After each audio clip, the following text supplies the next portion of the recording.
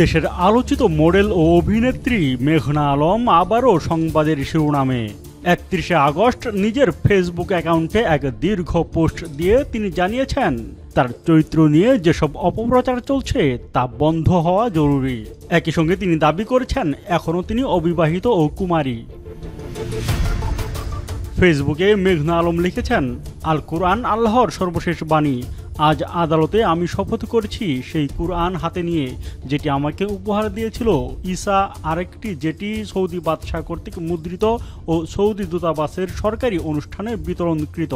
আমি আল কুরআনের উপর হাত রেখে ঘোষণা করেছি, আমার জীবনে আমি কখনো কারোর সাথে যৌন সম্পর্ক করিনি, এমনকি ঈসার সাথেও নয়।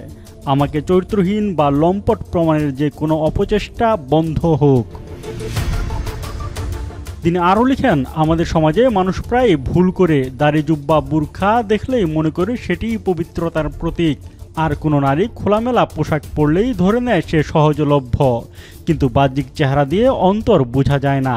আমি কোরআনের কসম খেয়ে বলছি, আমি কখনো সচেতন অবস্থায় কারো সাথে শারীরিক সম্পর্ক স্থাপন করিনি। আজ পর্যন্ত আমি কুমারী। শুধুমাত্র ক্ষমতাধর কারো সঙ্গে বিয়ে ভেঙে দেওয়ার কারণে আমাকে মিথ্যা মামলার মাধ্যমে হয়রানি করা বন্ধ হোক।